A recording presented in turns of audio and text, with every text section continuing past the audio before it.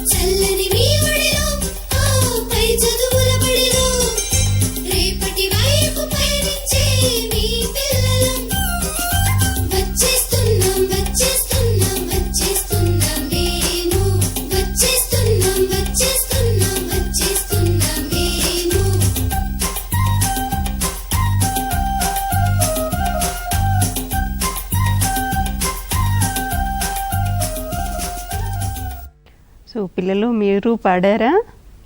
మనము ఈ పాట మరికొద్ది రోజులు విందాము. మీరందరూ ఈ పాట పాడుతూ చక్కగా అంగన్వాడీ సెంటర్ ఓపెన్ అయిన తర్వాత అంగన్వాడీ సెంటర్కి వెళ్ళాలి. స్కూల్స్ ఓపెన్ అయితే స్కూల్స్కి వెళ్ళాలి సంతోషంగా. ఓకేనా? సరే, నెక్స్ట్ మనము ఇంగ్లీష్ భాషా పరిచయంలో ఈ రోజున వర్క్ బుక్లో కొన్ని పేజెస్ చూద్దాము. ఎం అక్షరానికి సంబంధించింది. మనకు సరళ ఇన్స్ట్రక్టర్ గారు ఉన్నారు, తను మీకు వివరంగా చెప్తారు. ముఖ్యంగా అంగన్వాడీ టీచర్స్ మీ దగ్గర ఉన్న వర్క్ బుక్స్ ఓపెన్ చేయండి. వర్క్ బుక్స్ ఓపెన్ చేసి అందులో ఎలా చెప్తున్నారో ఆ విధంగా మీరు కూడా నేర్చుకోవాలి అంగన్వాడీ టీచర్స్. చెప్పండి. ఇప్పుడు ఆంగ్ల భాషా పరిచయంలో 4 నుంచి 5 సంవత్సరాల పిల్లలకి ఇప్పుడు వర్క్ బుక్ చూస్తున్నాము. 4వ అభ్యాసం చూస్తున్నాము. చూడండి, ఇప్పుడు in each box name the picture, identify the first letter of the word, say aloud and circle it. ఇక్కడ కొన్ని బాక్సెస్ అంటే డబ్బాలు ఇచ్చిన్నారు. వీటిలో కొన్ని పిక్చర్స్ అంటే చిత్రపటాలు ఇచ్చారు. తర్వాత ఈ చిత్రపటం పేరు గుర్తించి దాంట్లో first letter of the word అంటే ఆ పదం ఏంటో, ఆ పటము చిత్రపటం ఉంది కదా, ఆ పదం ఏంటి అనేది గుర్తించి దాని మొదట అక్షర శబ్దం ఏంటి చూసి అక్షరాన్ని మనము గుర్తుపట్టాలి. And say aloud and circle it అంటే గట్టిగా పలికి దాన్ని మనము మొదటి అక్షరాన్ని సర్కిల్ అంటే గుండ్రం చేయాలి. ఓకేనా? What is this? Yes, it's a moon. Moon అంటే చందమామ, మనం చెప్పుకున్నాం కదా చందమామ. సో ఈ మూన్లో మొదటి అక్షరం ఏంటి children? What is the first letter in the word moon? Yes, M కదా. ఎంకి సర్కిల్ చేసేస్తున్నాను చూడండి. ఎస్, సర్కిల్ కూడా ఇలా పైనుంచి ఇలా తీసుకొని ఇలా సర్కిల్ చేసేసాం. ఓకే, ఇక్కడ చూడండి ఏముంది, గుర్తుపట్టేశారు, మంకీ కదా. మంకీలో మొదటి అక్షరం ఏంటి? ఎం కదా. చెప్పండి గట్టిగా, మంకీ చెప్పండి. మంకీ కోతి కదా. ఎంకి సర్కిల్ చేసేసాను చూడండి. ఓకేనా? మంకీ చెప్పండి, మంకీ. హూ ఈస్ ఈ చిల్డ్రన్? మ్యాన్. మ్యాన్ అంటే మగ మనిషి లేదా పురుషుడు. ఓకేనా? మనిషి అని చెప్పుకున్నాం కదా. అయితే మ్యాన్లో మొదటి అక్షరం ఏంటి చెప్పండి? ఎస్, ఎం కదా. పైనేమో 2 క్యాపిటల్ ఎమ్స్ ఉన్నాయి. ఓకే, ఇక్కడ చూడండి స్మాల్ ఎం ఉంది చూడండి, నేను సర్కిల్ చేసేస్తున్నాను. Okay okay, very good. ఇదేంటి చిల్డ్రన్? మీకు తెలుసు కదా, కథల్లో మనము మాస్క్లు వేసుకొని కాకిలాగా పిల్లిలాగా మనము అట్లా నటిస్తాం కదా మాస్కులు పెట్టుకొని. సో దాన్ని మనము మాస్క్ అంటాం, ముసుగు. ఈ ముసుగు అంటే ఇట్లా మన ఫేస్ కాకుండా ఆర్టిఫిషియల్ ఫేస్ అన్నమాట, అంటే వేరేది కృత్రిమంగా ఉంటుంది. దీన్ని మనము ముసుగు అంటాము. సో ఇదేంటి చెప్పండి? మాస్క్ చెప్పండి, మాస్క్. ఎస్, మాస్క్లో మొదటి అక్షరం ఏమి? ఎస్, ఎం కదా. దిస్ ఇస్ స్మాల్ ఎం. చూడండి, నేను స్మాల్ ఎంకి సర్కిల్ చేసేసి. What is this? మస్కిటో, దోమ అనుకున్నాం కదా, దోమ కదా. మస్కిటో, మస్కిటోలో మొదటి అక్షరము ఎం కదా. సో ఈ ఎంకి మనము సర్కిల్ చుట్టేద్దాం. చెప్పండి, మస్కిటో, మస్కిటో, మస్కిటో. ఓకే, అయిపోయింది. 2 తర్వాత చూడండి 5వ అభ్యాసన. Select the correct letter to fill the blank, then say the word aloud. అంటే ఇక్కడ మనకి డబ్బాల్లో మళ్ళీ మామూలుగా పిక్చర్స్ ఇచ్చారు. ఆ పిక్చర్స్ని మనము ఈ ఖాళీ పూరించాలన్నమాట. డాష్ ఇచ్చారు. ఆ బొమ్మ ఏంటో మనం గుర్తుపెట్టి ఏ అక్షరం అయితే దానికి సంబంధిస్తుందో ఆ సంబంధిత అక్షరానికి మనము ఏం చేయాలి? ఆ బ్లాంక్ ఫిల్ చేయాలి. ఓకేనా? తర్వాత ఆ గట్టిగా ఆ యొక్క పదాన్ని పలకమని చెప్పారు. ఓకేనా? What is this children? Mother. Okay, mother అమ్మ కదా. మదర్లో మొదటి అక్షరం ఏమి వస్తుంది చెప్పండి? మదర్. ఎం కదా. మరి ఇక్కడ చూడండి ఏమేమి ఇచ్చారో, ఏ ఇచ్చారు, ఎం ఇచ్చారు, బి ఇచ్చారు. మరి మదర్లో ఏ అక్షరం వస్తుంది? ఎం కదా. సో ఈ ఫిల్ చేసేస్తున్నాను బ్లాంక్ చూడండి. Very good. అంటే అక్షరం నుంచి మనము అక్షరం గుర్తుపట్టాం కాబట్టి ఇలాగ అక్షరం నుంచి మనము ఆ బ్లాంక్ ఫిల్ చేయాలి. What is this children? Yes, it's a moon. Moon moon మూన్లో ఏ అక్షరంతో ఫిల్ చేయాలి మనము గ్యాప్? ఇక్కడ చూడండి మూన్ కదా, బి ఇచ్చారు. బి వస్తుందా? నో కదా, మూన్లో కాదు. మూన్ ఇక్కడ చూడండి ఎం ఉంది కదా, ఎస్, ఎంతో మనము ఫిల్ చేసేసాం. Very good. తర్వాత ఇది కాదు, ఏ కాదు కదా, సో మనకి ఎంతో సరిపోయింది. ఇక్కడ చూడండి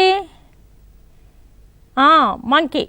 మంకీలో ఏ లెటర్ వస్తుంది మొదట? ఎస్. ఇక్కడ చూడండి ఏమేమి అక్షరాలు ఉన్నాయో గుర్తుపట్టారా? ఎస్. ఏ ఫిల్ అవుతుందా? నో కదా. B no. చూసారా ఇక్కడ M monkey. Very good, fill చేసేసా. ఇక్కడేంటి, ఏ పటం ఇది? ఎవరు? మ్యాన్. మ్యాన్. మ్యాన్లో మొదటి అక్షరం ఏంటి? First letter in the word man. Very good, M కదా. చూడండి మనకి ఫస్ట్లోనే ఎం వచ్చేసింది. ఇక్కడ చూడండి ఎంఐబి ఇచ్చారు, కానీ ఇక్కడనే మనకి ఎం ఉంది. సో మనము గ్యాప్ ఫిల్ చేసేసాం, బ్లాంక్. Very good.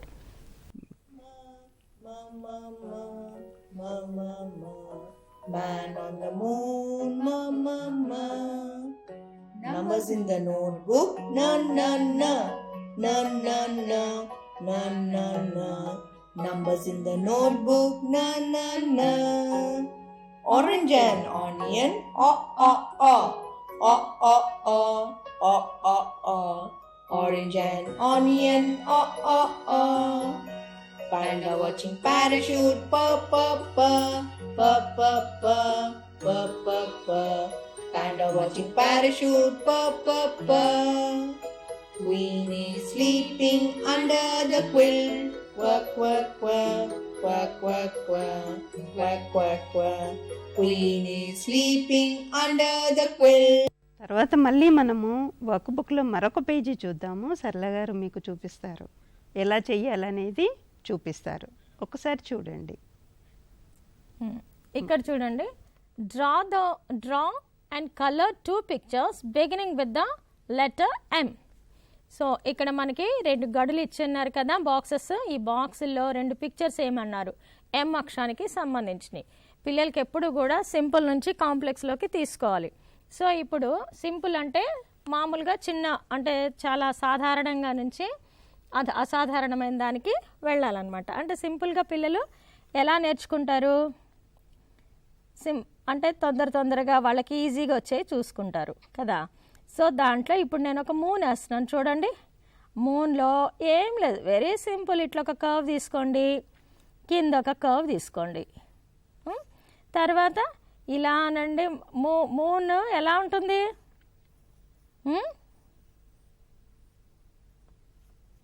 ఎక్కడుంటుంది మూను?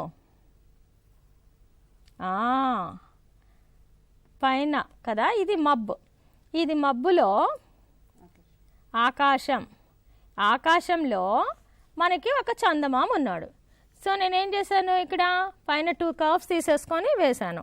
సో దానికి మనము కలర్ చేద్దాం. ఆకాశం ఏ కలర్లో ఉంటుంది? నీలి రంగు లేదా బ్లూ కలర్ కదా. మామూలుగా చూద్దాం చూడండి. ఇలా ఫస్ట్ మనం ఏం చేయాలి, బార్డర్స్ వేసేసుకోవాలి. అలా వేసేసుకున్నాము కదా. దానికి ఒక షేప్ ఉండదు కదా ఆకాశంలో. సో ఈ విధంగా మనము వేసేసుకొని చూడండి, మూన్ చుట్టూ మూన్ బయటకు వచ్చేసింది కదా. ఈ విధంగా వెరీ సింపుల్. పిల్లలకి ఎప్పుడు కూడా ఈ యొక్క గీతల ద్వారానే అక్షరాలు కానీ, డ్రాయింగ్ కానీ, పెయింటింగ్ కానీ అంతా కూడా మనం ఎలా చేస్తాం తెలుసా? ఓన్లీ ఈ గీతల ద్వారానే, స్ట్రోక్స్ అనుకుంటున్నాం కదా, ఆ స్ట్రోక్స్ ద్వారానే డ్రాయింగ్ కూడా అయిపోతుంది. ఓకేనా? ఇప్పుడు చూడండి, ఇక్కడ మూన్ ఉండిపోయిందా? మూన్ చుట్టూ కూడా మనము బ్లూ గీత గీస్తాం. ఓకే. తర్వాత నేను చిన్నగా సింపుల్గా ఉండే మాస్క్ ఒకటి తీసుకున్నాం. మాస్క్ అంటే మనం ఇందాకనే ముసుగు అనుకున్నాం కదా. సో ఈ పై నుంచి ఒక డ్రా లైన్ ఇలా గీసేసేయండి, కర్వ్ లైన్. తర్వాత మళ్ళీ ఇక్కడ నుంచే ఇంకొక కర్వ్ లైన్ తీయండి. Very good. ఆ తర్వాత చూడండి మధ్యలో నుంచి ఇంకొక లైన్ ఇలా గీసేసి మనకి పక్కన ఇందాక నేను చూపించాను కదా అక్కడే ఉంది. సో ఆ తర్వాత దానికి 2 కళ్ళు, ఇది ఒక వంకర గీత, ఇట్లా ఇలా పెట్టేసేయండి. తర్వాత ఇక్కడ నుంచి ఇక్కడ ఒక వంకర గీత, మళ్ళీ ఒక లైన్ తీసుకోండి, ఇలా పెట్టేయండి. 2 కళ్ళు వచ్చేసినాయి. తర్వాత చూడండి నెక్స్ట్ నోరు ఎలా ఉంటుంది, ఇలా ఉంటుంది. అయిపోయింది మాస్క్. సో ఇక్కడేమో మనకి పైన ఒక తొడుగులాగా ఉంటుంది కదా కవరు, అలా గీసేసాం. సో దీనికి మనము ఏం చేద్దాము, కలర్స్ వేద్దాం. ఓకేనా. నేను ఇక్కడ పింక్ వేసేస్తున్నాను బార్డరు. ఓకేనా. ఆ తర్వాత ఇది కూడా ఇట్లనే ఏదైనా కలర్ మనము వేసుకోవచ్చు. ఓకేనా. ఇట్లా పైన ఒక కలర్ వేసేసాను. ఆ తర్వాత లోపల ఒక బ్లూ కలర్ వేస్తున్నాను చూడండి, కనిపిస్తుందా. ఇక్కడ మనకి మెయిన్ ఏంటంటే ఈ గీతల ద్వారానే అక్షరాలు మనం నేర్పించేటప్పుడు ఇవన్నీ చెప్తున్నాం కదా. ఈ తర్వాత పిల్లవానికి ఈ పెన్సిల్స్ ఇవి పట్టుకోవటం వల్ల ఏమొస్తుంది, పట్టు అనేటువంటిది వచ్చి ఐ హ్యాండ్ కోఆర్డినేషన్ ఒకటి జరుగుతుంది, అంటే సమన్వయతం కంటికి చేతికి మధ్యలో. ఆ తర్వాత రాయటానికి సంబంధించిన స్కిల్స్ కూడా వచ్చేస్తాయి. ఈ విధంగా బిడ్డ మాస్క్ ఒకటి వేసేయచ్చు. ఓకేనా. ఓకే. ఆ తర్వాత ఇక్కడ చూడండి ట్రేస్ ద ప్యాటర్న్, అంటే ఇక్కడ ఒక ఈ ప్యాటర్న్ని దిద్దమంటున్నాడు. ఎలానో చూద్దాం. ఇవి ఏం లైన్స్ అనుకున్నామో మనకి స్లాంటింగ్ లైన్ కదా. లెఫ్ట్ సైడ్ నుంచి డౌన్కు ఉంది ఇది. మనము ఎప్పుడైనా రాసే విధానం ప్రకారమే ఈ ట్రేసింగ్ దిద్దటం కూడా ఉంటుంది. సో ఈ వేలు తీసుకోండి, స్లాంటింగ్ లైన్ కదా. ఆ తర్వాత ఇక్కడ నుంచి మళ్ళీ అప్వర్డ్ స్లాంటింగ్ లైన్, మళ్ళీ downward upward downward slanting line. చెప్పండి, upward downward slanting lines, upward downward slanting line. ఓకేనా. అలా ట్రేస్ దిద్దించడం అనమాట. ఆ తర్వాత చూడండి ఈ వేలు పెట్టుకొని ఇక్కడ కూడా దిద్దండి ఇలా. ఓకేనా. పైనుంచి కిందకి ఇలాగా, ఇది కూడా స్లాంటింగ్ లైనే. ఓకేనా. స్లైట్గా ఇట్లా ఉంది కదా. ఓకేనా. ఈ విధంగా. ఆ తర్వాత మళ్ళీ చూడండి సేమ్ ఈ విధంగా పిల్లవాడి చేత అప్వర్డ్ డౌన్వర్డ్ అప్వర్డ్ పైకి కిందికి అనుకుంటూ దిద్దించాలి. ఇది ఎక్సర్సైజ్ మీరు చేయించండి. ఓకే. గీయండి పెన్సిల్ తోటి. ఈ చూడండి ఇప్పుడు పెన్సిల్తో ట్రేస్ దిద్దుదామా మరి ఒకసారి. ఇలా పైకి, తర్వాత కిందకి, పైకి కిందికి, తర్వాత పైకి అప్వర్డ్. తర్వాత చూడండి పెన్సిల్ ఎలా పట్టుకున్నానో, ఇలా పైకి స్లాండింగ్ లైన్, మళ్ళీ డౌన్వర్డ్, తర్వాత అప్వర్డ్, తర్వాత డౌన్వర్డ్, తర్వాత upward slanting line, downward slanting line, then upward slanting line. ఓకేనా. ఇక్కడ చూడండి లైన్స్ ఎలా ఉన్నాయో, మనకి లైన్స్ ఇచ్చారు కదా, ఈ లైన్స్ ప్రకారమే కదా మనం దిద్దేది. అక్షరాలు కూడా రాసేది లైన్ ప్రకారమే. ఈ జాయిన్ ద డాట్స్ ఇలా చేసామనుకోండి, ఈజీగా మనకి అక్షరాలు వచ్చేస్తాయి. బిడ్డ చక్కగా రాయగలడు. ఆ థాట్ ప్రాసెస్ అంటాం, ఆలోచన శక్తి బిడ్డకి పెరుగుతుంది. ఆ తర్వాత మంచిగా హ్యాండ్ రైటింగ్ లెజిబుల్, అంటే బాగా మంచి హ్యాండ్ రైటింగ్ వస్తుంది అనమాట బిడ్డకి. ఓకేనా. ఈ విధంగా చేసి మిగతా జాయిన్ ఈ డాట్స్ అన్నీ కలిపేసేసి మిగతాది మీరు ఎక్సర్సైజ్ చేయించండి. ఓకేనా. ఇక్కడ మీరంతా కూడా వర్క్ బుక్లో ఎలా చేయించాలనేదే ముఖ్యంగా అంగన్వాడీ టీచర్స్ నేర్చుకోవాల్సింది. సో అందుకే మిమ్మల్ని ప్రతిరోజు చెప్తూ ఉన్నది, మీరంతా జాగ్రత్తగా గమనిస్తూ ఉండండి. వర్క్ బుక్లో ప్రతి షీటు ఇంపార్టెంటే. ప్రతి షీట్ని మీరు ఎలా చేయాలనేది తెలుసుకుంటానే ఉండాలి. ఎందుకంటే ఇవన్నీ కూడా వర్క్ బుక్స్ మనం కొత్తగా ఇంట్రడ్యూస్ చేశాం కాబట్టి వర్క్ బుక్స్లో ప్రతి షీట్ని మీరు నేర్చుకోవాలి. నేర్చుకొని పిల్లలకి చేయించేటప్పుడు వాళ్ళకి మీరు సహకారం అందిస్తూ ఉండాలి. సరే, నెక్స్ట్ మనము ఒక కథ విందాము. ఈ డిసెంబర్ నెలలో మనకి మొదటి కథ చీమ పావురం కథ. మొదటి 2 వారాలు మనము చీమ పావురం కథ చెప్పుకుంటాం. పిల్లలకి అంటే మనము కథ చెప్పేటప్పుడు అంగన్వాడీ టీచర్స్ రకరకాల విధానాల ద్వారా మనకు ఏవైతే నిర్దేశించిన విధానాలు ఉన్నాయో ఆ విధానాల ద్వారా కథ చెప్తూ ఉండాలి. మొదటి విధానము హావభావాలతోటి కథ చెప్పడము. సో ఆ కథని మనకి MLTC ప్రిన్సిపల్ నూర్జహాన్ గారు ఇక్కడ కథ చెప్తున్నారు.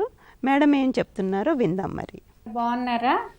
మనకు కొత్త నెల వచ్చేసింది కదా. ఈ నెల పేరేంటి? డిసెంబర్ నెల. పోయిన నెల నవంబర్ నెల కదా. నవంబర్ నెలలో 2 కథలు నేర్చుకున్నాం. ఇంకేం చేసాం పోయిన నెలలో? చిల్డ్రన్స్ డే సెలబ్రేషన్ చేసుకున్నాం కదా. అవును, నెహ్రూ గారి బర్త్డే నవంబర్ 14వ తేదీన బాలల దినోత్సవం కదా. ఆ రోజు మీరందరూ సరదాగా ఉన్నారా? ఓకే, డిసెంబర్ నెల కొత్త నెల వచ్చింది కదా. ఈ నెలలో కొత్త కథ చెప్పుకుందాం. ఈ నెల కథలో ఏంటంటే మొదటగా మనం చీమ పావురం గురించి చెప్పుకుందాం. ఈ కథ చెప్పుకుందామా? ఓకే, మీ అందరికి ఇంట్రెస్ట్గా ఉందా? చీమ పావురం కథ ఏంటి అని వినాలని ఉందా? ఓకే, వింటారా? ఓకే, ఒక ఊర్లో ఒక చెరువు ఉందంట. ఆ చెరువు దగ్గర ఒక పెద్ద చెట్టు కూడా ఉంది. అయితే ఆ చెరువులోని చక్కగా నీళ్ళన్నీ ఇలా వెళుతూ ఉన్నాయంట. తర్వాత ఆ చెట్టు పైన ఎవరుంటారు? పక్షులు ఉంటాయి కదా. అట్లాగే చెట్టు పైన ఒక పావురం చక్కగా ఒక గూడు కట్టుకొని ఆ గూట్లో కూర్చొని ఉండేదట. అయితే ఆ పావురం ఏంటంటే దినమంతా తిరిగి వచ్చి తనకు అలసటగా అనిపించినప్పుడు వచ్చి చెట్టు పైన గూట్లో కూర్చునేదన్నమాట.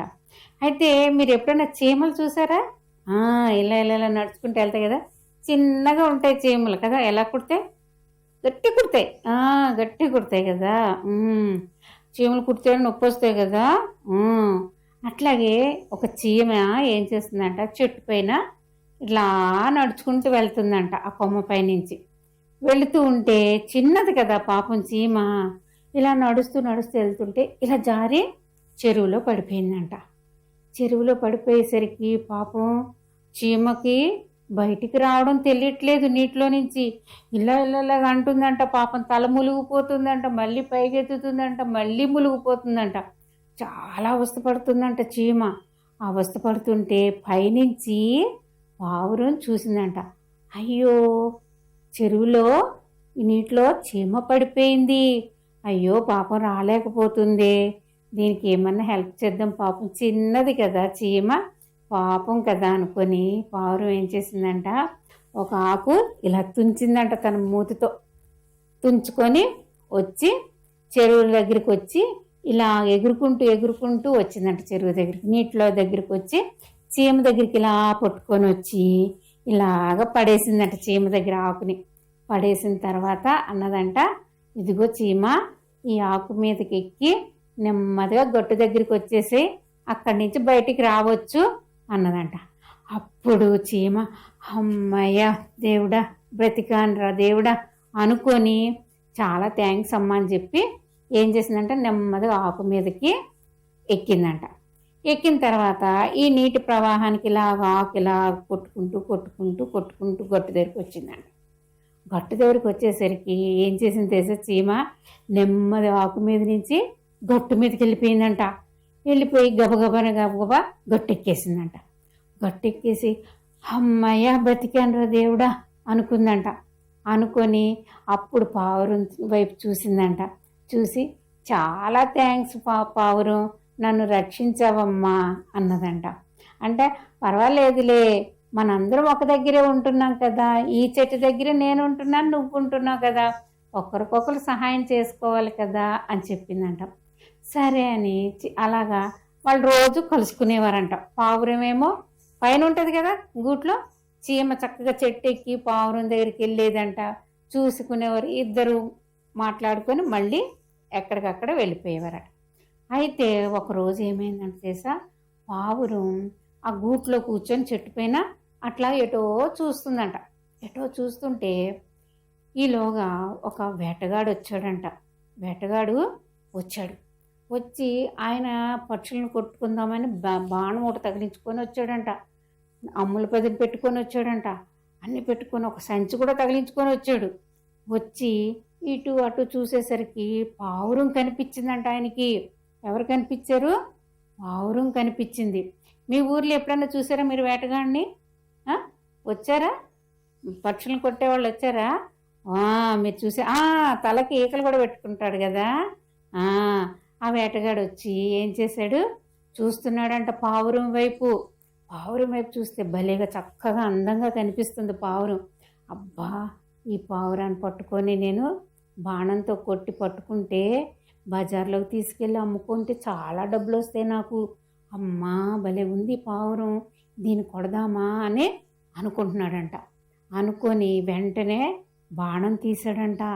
బాణం ఇలా బయటికి తీసి అమ్ముల పొదిలో ఉన్నటువంటి దాని గుర్తును కూడా తీసేసి బాణానికి పెట్టేసి ఇలా చూస్తున్నాడంట. ఎటువైపు చూస్తున్నాడు? పావురం వైపే చూస్తున్నాడు అనమాట. గురి పెట్టేశాడు, ఎట్లాగైనా దీన్ని కొట్టాలని చూసేసరికి అతను ఇంకా బాణం ఇంక ఇలా వదులుతామని ఇలా చూస్తున్నాడంట. చూస్తుంటే పావురం ఏం చేస్తుంది? చూసుకోవట్లేదు పావురం ఏంటో ఎటువైపో చూస్తుంది అనమాట.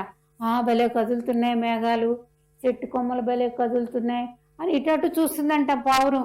కిందకు చూడట్లేదు. కిందకు చూస్తే వేటగాడు కనిపించేవాడు. చూసుకోవట్లేదు పావురం. అప్పుడు ఏమైందంటే ఇంక ఇతను ఏం చేశాడు, బాగా గురిపెట్టి బాణాన్ని ఇలాగ వేయటానికి చూశాడంట. చూసేసరికి అది ఎవరు చూసారో తెలుసా? చీమ చూసిందంట.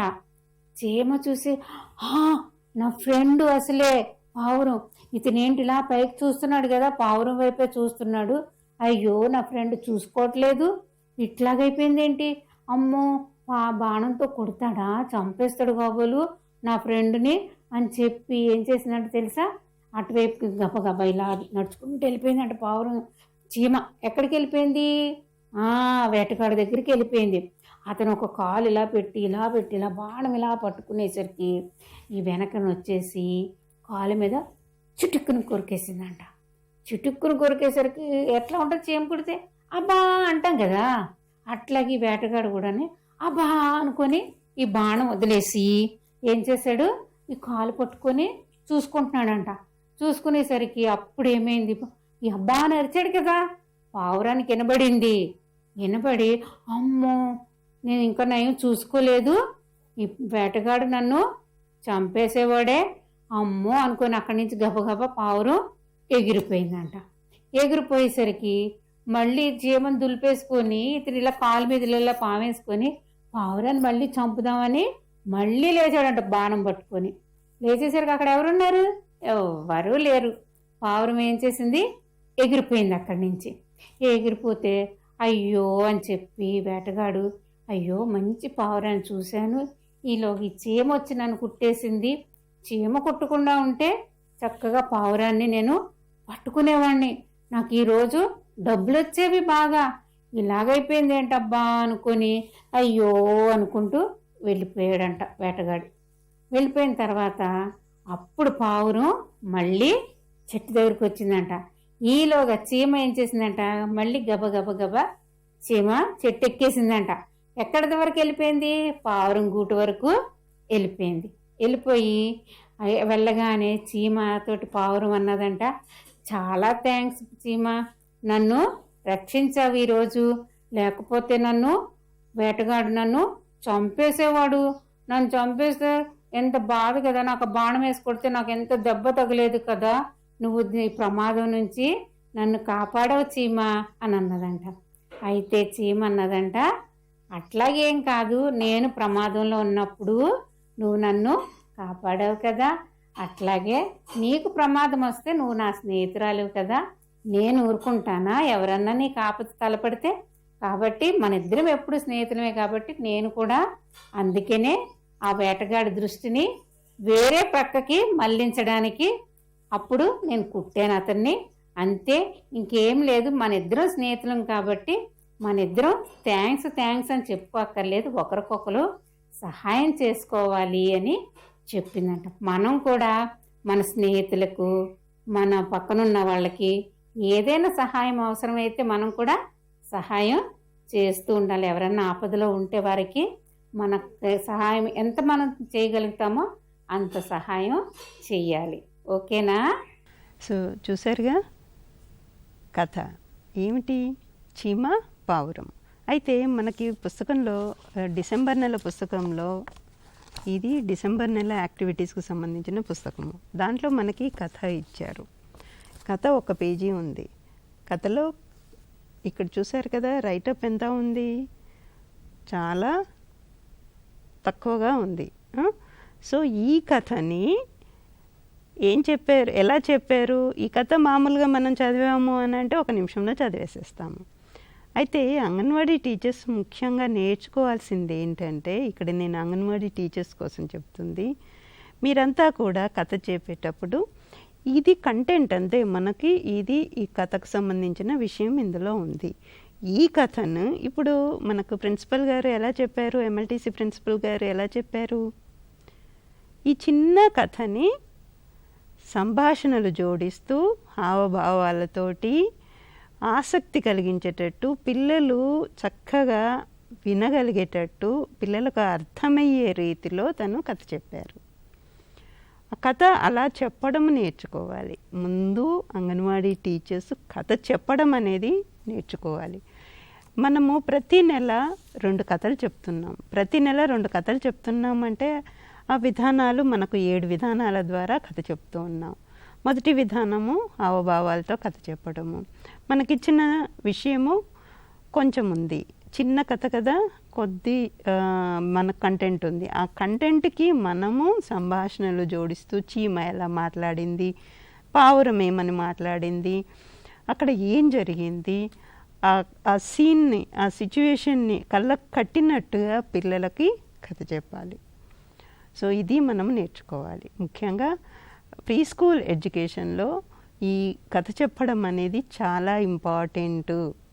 సో కథని మనం ఎంత ఆసక్తికరంగా పిల్లలకు నేర్పిస్తే పిల్లలు చూడ్డానికి, వినడానికి ఆసక్తి చూపిస్తారు. మనము ఊరికే చదివినట్టుగా కథ చెప్పామనుకోండి, ఊరికే చదివామనుకోండి, పిల్లలు ఎవరు పెద్దగా ఆసక్తి చూపించరు. సో ఆ హావభావాలు అనేటివి కనిపించాలి పిల్లలకి. ఇది ఒకటి మీరు బాగా ప్రాక్టీస్ చేయాలి అంగన్వాడీ టీచర్స్. మీరు ఈ రోజున ఇప్పుడు మేడం చెప్పినట్టుగా కథ ఎలా చెప్పారో ఆ విధంగా మీరు 1-2 పిల్లలతోటి ప్రాక్టీస్ చేస్తూ చెప్పండి కథ. నెక్స్ట్ మనము పాట చూద్దాము. రావయ్య రాకుండా ఉండకయ్య, వాన వాన రావయ్య రాకుండా ఉండకయ్య, మేఘాలు కురిసేవానయ్య, చిటపట చినుకుల వానయ్య, వాన వాన రావయ్య రాకుండా ఉండకయ్య, మేఘాలు కురిసేవానయ్య, చిటపట చినుకుల వానయ్య, బావులు చెరువులు నిండే వరకు రావాలయ్యా వానలయ్య, మొక్కలు చెట్లు పెరగాలంటే రావాలయ్యా వానయ్య, బావులు చెరువులు నిండే వరకు రావాలయ్యా వానలయ్య, మొక్కలు చెట్లు పెరగాలంటే రావాలయ్యా వానయ్య, పంటలు దండిగా పండాలంటే రావాలయ్యా వానయ్య, అందరికి నీరు ఉండాలంటే రావాలయ్యా వానయ్య, పంటలు దండిగా పండాలంటే రావాలయ్యా వానయ్య, అందరికి నీరు ఉండాలంటే రావాలయ్యా వానయ్య, మంచి నీరు తాగాలంటే రావాలయ్యా వానయ్య, మంచి నీరు తాగాలంటే రావాలయ్యా వానయ్య, వాన వాన రావయ్య రాకుండా ఉండకయ్య, చిటపట చిటపట చిట చిటపట పట చిటపట చిటపట చిట చిటపట పట, వాన వాన రావయ్య రాకుండా ఉండకయ్య, రాకుండా ఉండకయ్య. చూసారా వాన మీద పాట, వర్షం మీద. సో ఇది కొత్త పాట, మనకి అంగన్వాడీ సిలబస్లో కొత్త పాట అది. అందుకోసం మనం ఇంకా మనకు మ్యూజిక్ ఇట్లాంటిదంతా ఇంకా కంపోజ్ చేయలేదు, మనం తర్వాత కంపోజ్ చేసుకుందాము. అయితే మనకు సిలబస్లో మీకు 3 పాటలు ఉన్నాయి. ఈ నెల మనము పిల్లలకి 3 పాటలు నేర్పించాలి. మొదటి వారం నేర్పించే పాట వాన వాన రావయ్య, ఆ తర్వాత 2వ పాట పోదాం రండి పోదాము, 3వ పాట కొత్త పాట మనకు ఇక్కడ ఇవ్వడం జరిగింది, the wheels on the bus go. So ఈ పాట మనకి కొత్త పాట, మూడో పాట కూడా. మొదటి వారం మనము పాట నేర్పించేటప్పుడు ఫస్ట్ రోజు ఏం చేస్తాము, ఫస్ట్ రోజు పాట నేర్పించేటప్పుడు ఊరికే పాట పాడి వినిపిస్తాము, రాగయుక్తంగా పాట పాడి వినిపిస్తాము. మనకేవైతే తర్వాత ఆడియో సాంగ్ ఏదైతే ఉందో అది ఆడియో సాంగ్ ప్లే చేసి పిల్లలకి పదే పదే, అంటే ఒకసారి ప్లే చేయడం కాదు, ఒకసారి వినిపించడం కాదు, మనకు అక్కడ యాక్షన్ సాంగ్ కోసము 20 నిమిషాలు కేటాయించడం జరిగింది. ఆ 20 నిమిషాలు కనీసం 3-4 సార్లు పిల్లలకు ఆ పాట పాడి పాడి వినిపించాలి. సో ఈ రోజున మనం మొదటి రోజున పాట పాడి వినిపించాం. తర్వాత మనము అభినయం కూడా చూద్దాము. సరే, నెక్స్ట్ మనము తెలుగు భాషా పరిచయంలోకి వెళ్దాము. ముందుగా పాట విందాము. డా అక్షరం పాట. చాడు డబ్బా క్రిందన పెట్టాడు, ఢమఢమ డప్పును కొట్టాడు, డబ్బులందరినీ అడిగాడు, డబ్బులందరినీ అడిగాడు, డబ్బులందరినీ అడిగాడు. డా డప్పులవాడు వచ్చాడు, డబ్బా క్రిందన పెట్టాడు, ఢమఢమ డప్పును కొట్టాడు, డబ్బులందరినీ అడిగాడు, డబ్బులందరినీ అడిగాడు, డబ్బులందరినీ అడిగాడు. డా డప్పులవాడు వచ్చాడు, డబ్బా క్రిందన పెట్టాడు, ఢమఢమ డప్పును కొట్టాడు, డబ్బులందరినీ అడిగాడు, డబ్బులందరినీ అడిగాడు, డబ్బులందరినీ అడిగాడు. సో ఈ పాట వస్తున్నప్పుడు మీరంతా కూడా పాటతో కలిసి పాడండి. అలా ప్రాక్టీస్ చేయండి. రాగయుక్తంగా పాడడము రావాలి అంగన్వాడీ టీచర్స్ ముఖ్యంగా. మీరందరూ ఈ పాట నేర్చుకోవాలి. ప్రతి ఒక్కరూ పాట నేర్చుకోవాల్సిందే. సో అంగన్వాడీ టీచర్స్ మీరు చూసేటప్పుడు ఇదంతా కూడా మీకు ట్రైనింగ్ ప్రోగ్రామ్ అని చెప్తున్నాం కదా. సో అక్కడ ఏం చేస్తున్నారు అనేది గమనిస్తూ ఆ ప్రకారంగా మీరు అక్కడ ప్రాక్టీస్ చేస్తూనే ఉండాలి. అప్పుడే మనము ఈ ట్రైనింగ్ ప్రోగ్రామ్ అనేది బాగా చేసుకోగలుగుతాము. సరే, నెక్స్ట్ మనము డా అక్షరానికి సంబంధించిన మనం ఆకార పరిచయం చేసుకోవడం జరిగింది. దాన్ని డా అక్షరం నేర్పించే క్రమంలో ఇప్పుడు డా అక్షరం దిద్దడం అనే యాక్టివిటీస్ చూద్దాము. దిద్దడంలో ఏమేమి యాక్టివిటీస్ ఉన్నాయి మనకి సరళ ఇన్స్ట్రక్టర్ గారు చూపిస్తారు, చెప్తారు. సో ఇప్పుడు డా అక్షరాన్ని మనము దిద్దటం ద్వారా నేర్చుకుంటున్నాము. దీంట్లో మనకి ఎలా ఉన్నాయంటే యాక్టివిటీస్ 4 రకాలుగా మనం ఆల్రెడీ చెప్పుకున్నాం కదా. అన్నిటికీ అదే ప్రాసెస్, అదే పద్ధతిలో మనము నేర్పిస్తామన్నమాట. మొదటిగా వచ్చేసేసి అకార్డింగ్ టు యారో మార్క్స్, అంటే బాణాల గుర్తుల ప్రకారం బిడ్డ చేత మనము చూపుడు వేలు మధ్య వేలు పెట్టి దిద్దిస్తాము. రెండవది వచ్చేసేసి మనము ఈ బాణాల గుర్తుల ప్రకారం ఉన్నటువంటి అక్షర కార్డుని పెట్టి తర్వాత కిందేమో బాణాలు గుర్తులు లేనటువంటి అక్షర కార్డును పెట్టేసి డా అక్షరాన్ని సంబంధించిన కార్డు పెట్టి ఆ బాణాల గుర్తులు చూసుకుంటూ చింతపెక్కలు లేదా రాళ్ళు కానీ మనము ఏదన్నా సరే మిగతా ఏదైనా ఉండలు కానీ అట్లాంటి అమర్చటాన్ని మనము చూస్తాము. రెండవ పద్ధతి అది.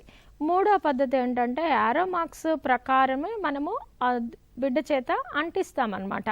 ఒకవేళ ఏదన్నా మనం ఆల్రెడీ చూసుకున్నాం కదా, పొట్టు కోడిగుడ్డు పొట్టని, తర్వాత లేకుంటే ఆకులతో కానీ, ఇంకా ఏదైనా చింతపెక్కలు అంటించడం కానీ, తర్వాత గింజలు అంటించడం కానీ, ఆ తర్వాత థర్మాకోల్ బాల్స్ కానీ ఏమైనా సరే అంటించడానికి మనము పిల్లవాడికి 3వ యాక్టివిటీ ద్వారా మనం చేయిస్తాం. 4వ యాక్టివిటీ వచ్చేసేసి యాజ్ యూజువల్ మనము ట్రేసింగ్ అనే శాండ్ పేపర్, డా అక్షరాన్ని శాండ్ పేపర్ మీద తీసుకొని దానిని మనము 2 వేళ్ళు చూపుడు వేలు మధ్య వేలు ప్రకారము దిద్దిస్తాం అనమాట. వీటి వల్ల మనకి అన్నీ కూడా చూస్తూ ఉంటాడు బిడ్డ. తర్వాత ఆ ఒక్కొక్క అక్షరాన్ని దిద్దటం ద్వారా అది చేయటం అనమాట, ప్రాక్టీస్ చేయటం ద్వారా బిడ్డకి ఆ ఇంప్రింట్ ఆఫ్ ద లెటర్ అంటే ఆ ముద్ర, అక్షరం యొక్క ముద్ర మైండ్లో పడిపోతుంది అనమాట.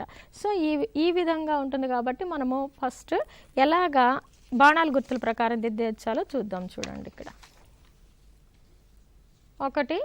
ఇక్కడ చూడండి, మనకి ముందు స్పష్టంగా రాసి పెట్టుకోండి. అంగన్వాడీ టీచర్స్ మీకు చాలా సమయం కేటాయించి ఇవి రాసి పెడుతున్నాం. ఎందుకు అని అంటే ఈ విధంగా మీరు కానీ చేస్తే అదే విధంగా బిడ్డ కూడా దిద్దటానికి, తర్వాత అదే అక్షరం మైండ్లో ఏది మనం చూస్తే అదే గుర్తుండిపోతుంది కదా, ఆ ముద్ర గుర్తుండేటట్టు. సో చూడండి, ఇక్కడ ఫస్ట్ మనకి యారో మార్క్ ఇక్కడ నుంచి స్టార్ట్ అయింది కదా. ఇక్కడ నుంచి చూపుడు వేలు మధ్య వేలు కదా, చూడండి ఇలా డా అనుకుంటూ దిద్దుతాడు, ఇక్కడ వరకు వస్తుంది. ఓకేనా.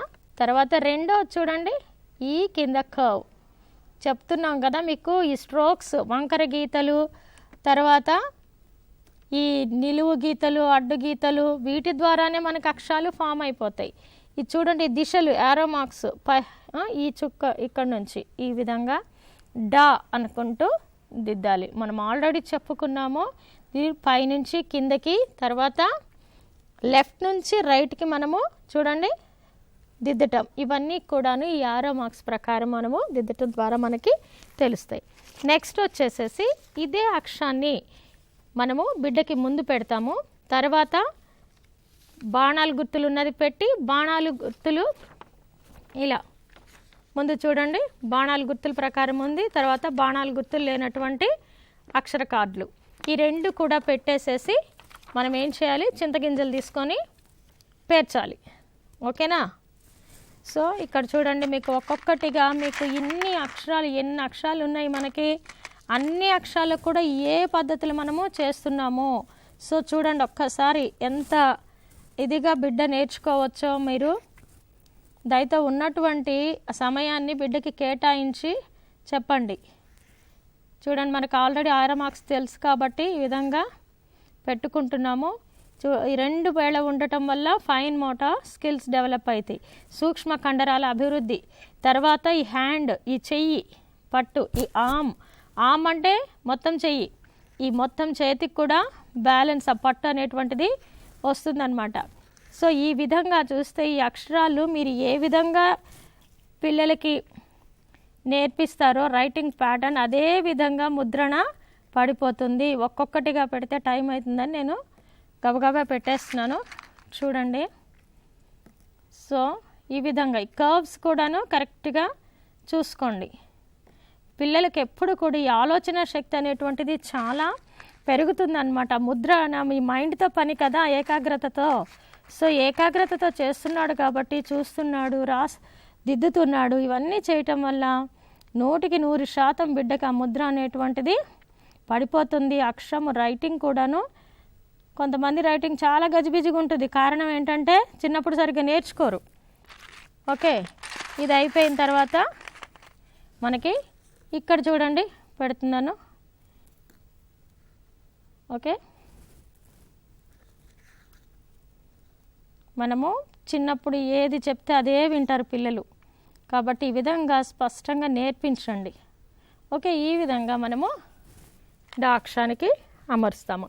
తర్వాత మీకు చెప్పాను కదా, ఇక్కడ చూడండి మనకి ఇది ఆకుతో పిల్లల్ని మనం ఏం చేయాలి, బ్యాచెస్గా డివైడ్ చేసేసి గ్రూప్స్గా ఎంతమంది ఉంటే అంతమంది పిల్లలకి ఈ విధంగా కార్డ్స్ తయారు చేసి ఇవ్వచ్చు. ఇది ఆకులతో చేశాను, తర్వాత థర్మోకోల్ షీట్స్తో, తర్వాత ఎగ్ పొట్టుతో. మనకి చెప్పుకున్నాం కదా మన అంగన్వాడీ సెంటర్లో బోల్డ్ అన్న ఎగ్స్ ఉంటాయని, ఈ విధంగా చేసాము. ఆ తర్వాత రెండవది ఇంకొకటి ఏంటంటే ఇక్కడ మనము అతికించాలి, ఏదైనా చేయొచ్చు, లేకుంటే ముద్రణలు కూడా వేయచ్చు. నేను ఇప్పుడు దూదితో వేస్తున్నాను చూడండి, ఇట్లాగా మనకు తెలుసు కదా ఈ విధంగా. ఓకే, డా అనుకుంటూ పలుకుంటూ బిడ్డ వేస్తుంటాడు. మామూలుగా అతికించడం కూడా ఇదే ప్రాసెస్తో ఈ అక్షరాన్ని చూస్తూ అలానే ఎలాగైతే చేయాలో పిల్లవాడికి ఆ విధంగా మనము చెప్పాలన్నమాట, నేర్పించాలి. ఇట్లా డాని అదే లేకుంటే ఏదన్నా వెజిటబుల్ కానీ ఇంకొకటి వెజిటబుల్తో కూడా మనము చూడండి ఇన్ని విధాల పట్టు ఎలా వస్తుందో. ఓకే, మీరు చిన్న పిల్లలండి, వాళ్ళు ఇదే పద్ధతిలో చేస్తే మీరు ఎంత మైండ్, ఎప్పుడైతే మన బ్రెయిన్ ఆ నర్వ్ సెల్స్ ఉంటాయి, ఆ న్యూరాన్స్ బాగా ఎక్కువగా అంటే వాటిని ఏమంటారు అంటే కనెక్షన్స్ ఎక్కువ అవుతాయి అన్నమాట ఇన్ని విధాలుగా మీరు నేర్పించినప్పుడు. సో చూడండి, ఇప్పుడు ఇన్ని పిల్లలకి మైండ్ ఎప్పుడు కూడా బ్లాంక్గా ఉండకూడదు. అంటే ఖాళీగా ఉండకూడదు, ఏదో యాక్టివిటీ చేసి పెడతా ఉంటే పిల్లవాడికి ఈ విధంగా మనకి బ్రెయిన్ డెవలప్మెంట్ మంచిగా జరుగుతుందన్నమాట. ఓకేనా? సో తర్వాత మనకి శాండ్ పేపర్ ప్రకారం చూడండి. ఓకే, చూడండి, చూపుడు వేలు మధ్య వేలు దిద్దండి. ఓకే, మనకు తెలుసు కదా డైరెక్షన్స్, ఇక్కడ నుంచి డా అనుకుంటూ. ఈ గరుకుతనానికి కూడా మనకి బ్రెయిన్లో మనకు మెయిన్ కావాల్సింది బ్రెయిన్ డెవలప్మెంట్. కాబట్టి మనకి ఈ కార్యక్రమాలన్నీ కూడా, యాక్టివిటీస్ అన్నీ కూడా బ్రెయిన్ డెవలప్మెంట్ సంబంధించినవి. ఓకేనా? చూడండి, డా అనుకుంటూ దిద్దండి. డా డా. ఓకే, ఈ విధంగా ఈ 4 విధాలుగా చేసినప్పుడు బిడ్డలకి ఆ డా అక్షరం ముద్రణ మంచిగా మైండ్లో పడిపోతుంది. ఓకేనా? చూశారు కదా, ఇప్పుడు డా అక్షరము దిద్దడము, డా అక్షరం దిద్దడము ఎన్ని విధానాలుగా చేయొచ్చు అంటే, మనం చాలా వరకు ఊరికే పలక మీద అక్షరం రాసేసేసి దానిపైన దిద్దిస్తూ ఉంటాము. సో అది కాదు పద్ధతి, ఇవన్నీ పద్ధతులు ఉన్నాయి. ఈ ముఖ్యమైన పద్ధతులన్నీ కూడా పాటిస్తూ పిల్లలకి డా అక్షరం నేర్పించండి. సరే, నెక్స్ట్ మనము నిన్న మనము నేషనల్ ఇన్స్టిట్యూట్ ఫర్ విజువల్లీ హ్యాండిక్యాప్లో పనిచేస్తున్న లెక్చరర్ గారు శ్రీనివాస్ రెడ్డి గారు మనకు కొన్ని విషయాలు చెప్తూ ఉన్నారు. విజువల్లీ హ్యాండిక్యాప్డ్, దృష్టిలోపం ఉన్న పిల్లల గురించి చెప్తూ ఉన్నారు. దృష్టిలోపం అంటే ఏమిటి, దృష్టిలోపము ఎలా గుర్తించవచ్చు, ప్రారంభ దశలోనే ఎలా గుర్తించవచ్చు, ముఖ్యంగా 3 నెలల లోపే ఎలా గుర్తించవచ్చు, అలాగే ప్రారంభ దశలో గుర్తించినప్పుడు మనం ఏం చేయాలి, ఇంటర్వెన్షన్స్, ఇవన్నీ కూడా ఆయన చెప్తూ ఉన్నారు. సో మనం ప్రతి ఒక్కరము అంగన్వాడీ టీచర్స్ ఎస్పెషల్లీ మీరంతా కూడా ప్రతి ఒక్కరూ ఈ విషయాలన్నీ చాలా క్షుణ్ణంగా నేర్చుకోవాలి. నేర్చుకున్న తర్వాత పేరెంట్స్ తోటి, అంటే పిల్లలు పుట్టినప్పుడు ఇట్లాంటి విషయాలన్నీ కూడా పేరెంట్స్కు తెలియచేయాలి. తెలియచేసి ప్రారంభ దశలోనే ఆ దృష్టిలోపము గుర్తించడం అనేది ఎలా చేయాలో కూడా వాళ్ళకు తెలియచేయాలి. మీరు కూడా గుర్తించాల్సి ఉంటుంది. ముఖ్యంగా మనకందరికీ తెలుసు మైల్ స్టోన్స్ అనేటివి. ఆ మైల్ స్టోన్స్ అనేటివన్నీ కూడా వీటి గురించే, ముఖ్యంగా అభివృద్ధి ఎలా జరుగుతుంది, అలాగే వాటిని మనము ఏదన్నా ఆలస్యం ఉన్నా కూడా, అభివృద్ధిలో లోపం ఉన్నా కూడా ఎలా గుర్తించవచ్చు అనేది మనము తెలుసుకుంటూ ఉండాలి. సో విందాం మరి. మన ఇంద్రియాలన్నీ కూడా 2 సంవత్సరాల లోపు బాగా అభివృద్ధి చెందుతూ ఉంటాయి. అంటే పుట్టిన 2 సంవత్సరాల లోపు ఇంద్రియాలు డెవలప్ అయ్యేటటువంటి స్టేజ్. మరి ఈ స్టేజ్లో మనము దృష్టి లోపాలను కూడా కనుక్కొని నివారణోపాయాలు మనం చేపట్టినట్లయితే వాళ్ళ భవిష్యత్తులో కంటి తీవ్రత జరగకుండా అరికట్టిన వాళ్ళం అవుతాం.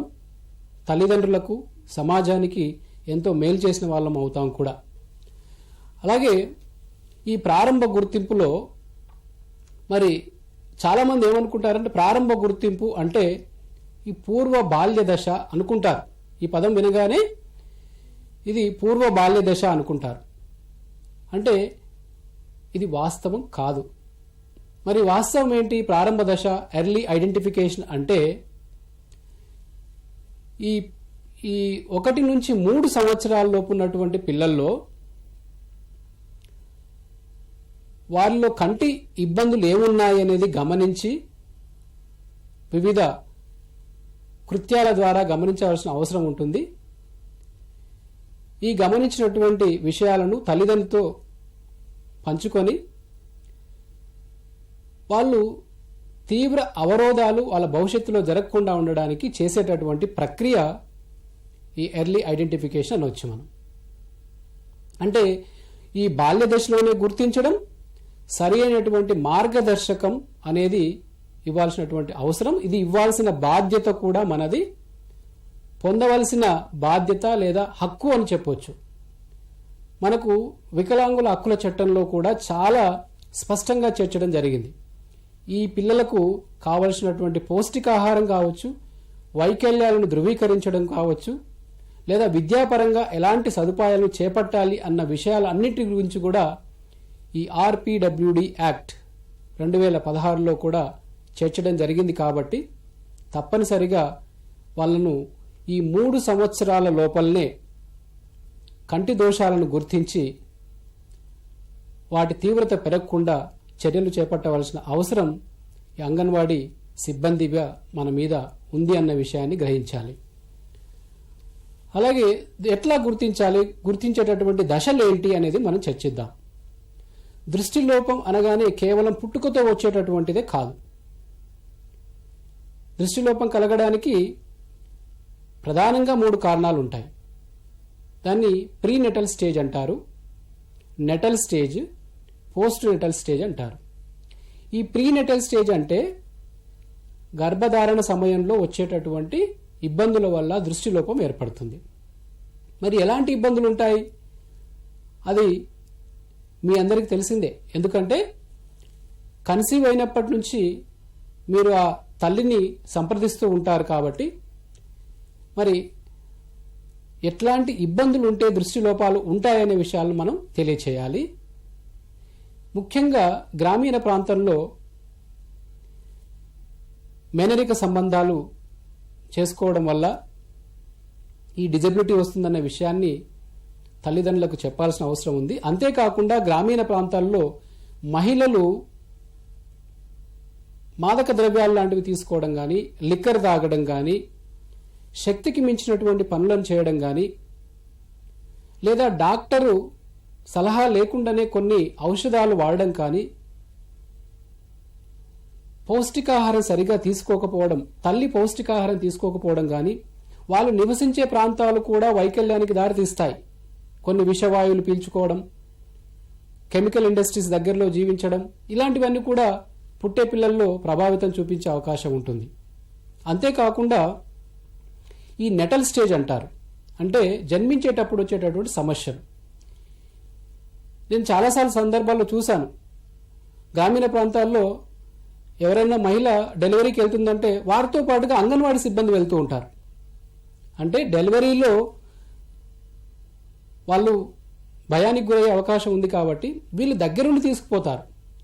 మళ్ళీ ఇంటికి వచ్చిన తర్వాత వాళ్లకు ప్రభుత్వం ఇచ్చేటటువంటి ప్రోత్సాహకాలు ఇస్తూ ఉన్నారు. కాబట్టి ఈ నెటల్ సందర్భంలో ముఖ్యంగా ఈ అనస్థీషియా ఎక్కువ ఇవ్వడం కానీ, ఆక్సిజన్ డోస్ ఎక్కువ ఉండడం కానీ, నైపుణ్యం లేనటువంటి వైద్యులు డెలివరీ చేయడం కానీ, ఇంకా కొన్ని ప్రాంతాల్లో పురాణ పద్ధతులే మంత్రసానుల ద్వారా డెలివరీ చేయించడం కానీ, దీనివల్ల వైకల్యం వస్తుంది. ముఖ్యంగా దృష్టి వైకల్యం కూడా రావడానికి అవకాశం ఉంది. సో ఈ విషయాలన్నీ కూడా మనం తల్లిదండ్రులకు చెప్పాల్సిన అవసరం ఉంటుంది. సమాజంలో మనం సెన్సిటైజ్ చేయాల్సిన అవసరం ఉంటుంది. తర్వాత స్టేజీ పోస్ట్ నెటల్ అంటారు, అంటే పుట్టిన తర్వాత వచ్చేటటువంటి ఇబ్బందుల వల్ల దృష్టి లోపాలు వస్తాయి. మరి ఎలాంటి ఇబ్బందులు ఉంటాయి, ఎలాంటి సమస్యలు ఉంటాయి పుట్టిన తర్వాత అంటే ఏ విటమిన్ డిఫిషియన్సీ. ముఖ్యంగా మనం 3 పూటలు తింటున్నామంటే ఓకే, అది కడుపు నిండడానికి తింటున్నాం తప్ప ఆ పిల్లలకు పౌష్టికాహారం అందిస్తున్నామా, వాళ్ళ ఎదుగుదలకు ఆహార పదార్థాలు సరిపోతున్నాయా అన్న విషయాలు తెలియదు. అంతేకాకుండా మనం చేసుకున్నటువంటి కొన్ని తప్పిదాలు కూడా, ముఖ్యంగా కొన్ని పండుగల సందర్భాల్లో హోలీ లాంటి లేదా దీపావళి లాంటి పండుగల సందర్భాల్లో క్రాకర్స్ కాల్చడం, అవి కంట్లోకి వెళ్ళడం, విష పదార్థాలు కంట్లో పడడం, లేదా యాక్సిడెంటల్లీ పోవడం మనందరికీ తెలుసు. ఈరోజు మనం దృష్టిలోపం ఉన్నటువంటి పిల్లల విద్యకు పాల్పడినటువంటి మహోన్నతమైనటువంటి వ్యక్తి డాక్టర్ లూయిస్ బ్రెయిల్. ఆయన కూడా పోస్ట్ నెటల్ కాజెస్ వల్లే అందుడయ్యాడు. సో ఇట్లాంటి ఈ 3 విషయాలు తల్లిదండ్రులకు చెప్పాల్సినటువంటి అవసరం ఎంతైనా ఉంటుంది. అలాగే ఈ తొలి దశలో గుర్తింపు అంటే ఎర్లీ ఐడెంటిఫికేషన్ అంటే ఇది పుట్టంగానే గుర్తించేటటువంటిది కాదు. పిల్లల్లో వైకల్యం సంభవిస్తుంది అన్నట్లుగా కొన్ని సింటమ్స్ మనకు వచ్చినట్లయితే ఆ వచ్చిన సందర్భంలోనే గుర్తించడం, వీలైనంత తొందరగా డాక్టర్ దగ్గర తీసుకెళ్లడం. ఇక్కడ గమనించాల్సింది ఏంటంటే ఏజ్తో సంబంధం లేదు. ఒక వ్యక్తిలో లేదా ఒక పిల్లల్లో దృష్టి క్రమంగా క్షీణిస్తుంది అని మనం గమనించినట్లయితే వాళ్లను డాక్టర్ దగ్గర తీసుకెళ్లడం అనేది ఈ ఎర్లీ ఐడెంటిఫికేషన్ అంటారు. అంటే ఈ గుర్తించేటటువంటి దశలు 2 రకాలు ఉంటాయి. ఎర్లీ ఐడెంటిఫికేషన్, దీన్ని తొలి దశ గుర్తింపు అంటారు. లాటర్ ఐడెంటిఫికేషన్ అంటారు, మలి దశ గుర్తింపు అంటారు. సో తొలి దశ గుర్తింపు అంటే ఏ పిల్లల్లో అయితే క్రమంగా దృష్టి క్షీణిస్తుందన్నట్లుగా మనకు సందేహం కలిగినట్లయితే వాళ్ళను గుర్తించి డాక్టర్ దగ్గరికి తీసుకెళ్ళడం, అది ఎర్లీ ఐడెంటిఫికేషన్ అంటాం. మరి లేటర్ ఐడెంటిఫికేషన్ అంటే ఏంటి? వైకల్యం సంభవించిన తర్వాత ఆ తీవ్రత పెరగకుండా ఉండడానికి వైద్యుని దగ్గరికి తీసుకెళ్ళడం. ఈ రెండిట్లో తేడా గమనించాలి మనం. ఎర్లీ ఐడెంటిఫికేషన్లోనేమో తీవ్రత పెరగకుండా కాపాడుతున్నాం. ఈ లాటర్ ఐడెంటిఫికేషన్లో ఆల్రెడీ వైకల్యం సంభవించి ఒక కన్నులో సంభవిస్తే రెండో కంటికి సోకకుండా మనం కాపాడడానికి లాటర్ ఐడెంటిఫికేషన్ అనేది ఉపయోగపడుతుంది. సో ఈ 2 విధానాల ద్వారా దృష్టి లోపాలను మనం గమనించాలి. అతి తొందరలో మీ అందరికి కూడా పిహెచ్సిస్ అంటాం, ప్రైమరీ హెల్త్ సెంటర్స్తో మంచి సంబంధాలు ఉంటాయి. ఆ వైద్య సిబ్బంది కూడా ఈ మదర్కు దగ్గరికి వచ్చేసి ప్రికాషన్స్ ఎలా తీసుకోవాలనే విషయాలు కూడా చెప్తూ ఉంటారు. కాబట్టి సో వాళ్ళకి తెలియజేస్తే మన ఏరియాలో ఉన్నటువంటి ఏరియా హాస్పిటల్లోకి తీసుకువెళ్ళి వాళ్ళకు వైద్య పరీక్షలు నిర్వహించి వాళ్ళ తీవ్రత కంటి దోషాలను అరికట్టడానికి అవకాశం ఉంటుంది. అలాగే ఈ ఎవరు చేయాలి, మరి ఎర్లీ ఐడెంటిఫికేషన్ అనేది చేయాల్సిన బాధ్యత ఎవరిది అనేది గుర్తుంచుకోవాలి. ముఖ్యంగా తల్లిదండ్రులని చెప్పాలి. కానీ అభివృద్ధి చెందుతున్న దేశాల్లో లేదా వైకల్యం ఉన్నటువంటి పిల్లలను ఒకసారి మనం చూసినట్లయితే తల్లిదండ్రుల యొక్క ఆర్థిక స్థితిగతులు అనేది చాలా దయనీయంగా ఉంటాయి. నేను అనుకోవడం 80% వరకు వైకల్యం ఉన్నటువంటి వారి తల్లిదండ్రుల యొక్క ఫైనాన్షియల్ పొజిషను చాలా చాలా ఇబ్బందుల్లో ఉన్నటువంటిది. మరి అలాంటి వాళ్ళు వాళ్ళ పిల్లల ఎదుగుదల గురించి, కంటి దోషాల గురించి, పౌష్టికాహారం గురించి అవగాహన ఉండదు. మరి ఎవరిది అంటే అంగన్వాడీ సిబ్బందిగా మన మీద ప్రధాన బాధ్యత ఉంటుంది. అన్నారు కదా, సో ఈ దృష్టి వైకల్యాన్ని మనం ఎలా గుర్తించాలి, ముఖ్యంగా ఎవరిది బాధ్యత అనేది వివరంగా చెప్తూ ఉన్నారు.